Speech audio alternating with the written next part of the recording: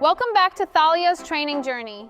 We have been working very hard to ensure she heads back home here in the next couple of days and are excited to present the overall camp progress to Mom. So we're coming up on Thalia's second week now. She only has a few days left. She is definitely already getting to the stage of pretty much understanding those boundaries and expectations. I just want to make sure that we are exactly at that proofing stage. Her biggest goals are going to be making sure that she does heel. We did use a prong on her, but I do want her to be able to understand a correction and not always have to rely on it. So I'm going to make sure that she does go home on a training collar and a prong, but I do want her to be able to respond very well to a training collar, and like I said, not just heavily rely too much on that prong. Another thing I do want to make sure that she's able to follow through with is those recalls, because I do want her to be able to come back to me or her parents when they are calling her. I know another main goals for Mom was to be able to get on that car ride. She did great. We did go ahead and touch up on that as well. She's doing amazing. It did take her some encouragement and making sure that she was able to follow through, and like lots of praise and lots of positive and treat training. And also we used her toys because she does love those toys, and I know chewing was another one of her things. So she definitely started working on that done command as well as that leave it. Those are just smaller stuff that she is still going to be working on that second week, so that she is able to fully understand when parents tell her drop it or leave it. She's able to fully follow through without having to get that correction every single time. So we're excited to finish this journey up with her. She's been doing so great. I've been loving every session with her. She's a very intelligent girl.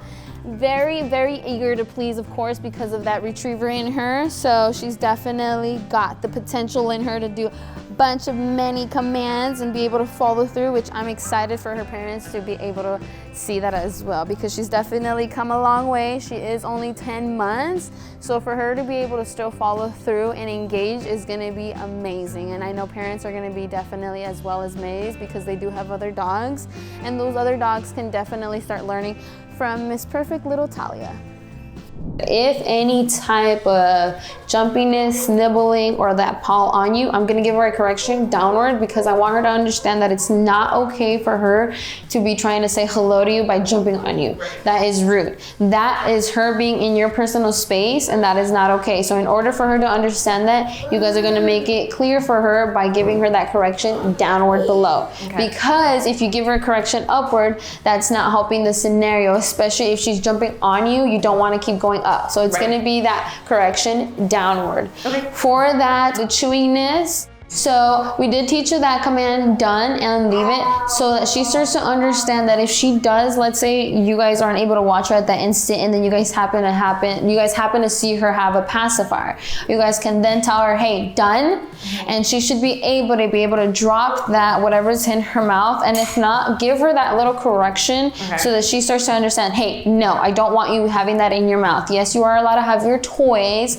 but you're not allowed to be grabbing whatever is to your disposal. So that command is going to be super beneficial. He's so cute. Yeah. You're going to have to tell her, make sure she doesn't grab your pacifiers, okay? So it's going to be super important that you guys are watching those type of behaviors, because now that she's going back home, she's going to think that, oh, perfect, like I'm back in my regular habitat, like I'm back with my friends, all my dogs, so let's get back to my old regular routine. No. Making sure that you guys are watching her when you guys do get home for that first week, so that you guys are kind of able to pinpoint any stuff that you guys know that she's doing a little bit more, we can target when you guys do come back for that follow-up. Same thing for her car rides. She did excellent. Like I told you, I think it was the second day. Yeah, I saw her getting out. Yeah. Yes, okay. She did great. So it's going to be super important for car rides that you bring. What she loved the most was toys. So okay, yeah. food she loved, but toys is what she lost her mind for. So it's going to be super important that when we're bringing her into the car, that you have some type of reward to help her engage that and help her be more motivated to get on the car.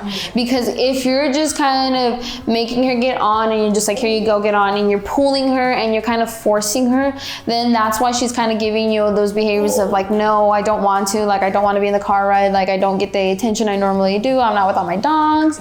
So it's super important to have something in there that the second she's on there, you'll be able to kind of reward her for it, like, oh my God, yeah, you see, it wasn't that bad. Here, like I said, we worked on it, she was able to do great. It's just making sure that you're encouraging enough, using your positive tones, making sure that if she's like, nope, puts on those brakes, you kind of help her and guide her by being like, it's okay, use that leash to your advantage. I'm not saying tug on her, but just kind of help her and be like, come on, it's okay, it's okay. It's definitely gonna take some time for her to get a little bit comfortable to it, but she can most definitely do it. That's for the dog, baby. He's like, she takes my stuff, I'm gonna take her stuff.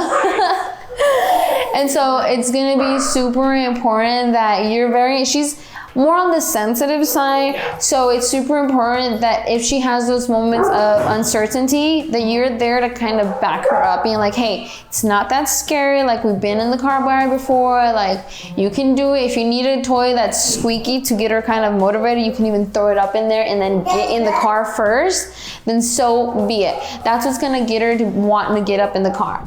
So we just finished with Thalia's transition. Haley did just definitely do some of that work. She did great on her obedience. Mom was super happy to see how well she was able to respond, especially to those done and those toys, making sure that she wasn't going for it. And she was very respectful with the baby. One of the things she did kind of struggle a little bit was getting on that car. But like I said, I did give Haley those key points, being super positive, running towards the car, having a toy, and also if you need help, using someone else so that she has someone else to rely on, and having that leash to kind of help her get up so that Haley's not constantly having to pick up Thalia. But overall, it did go pretty good. If mom does have any other questions, concerns, definitely, I know that she's gonna email us so that we can definitely pinpoint, but she did amazing. I really hope that mom's happy with the results.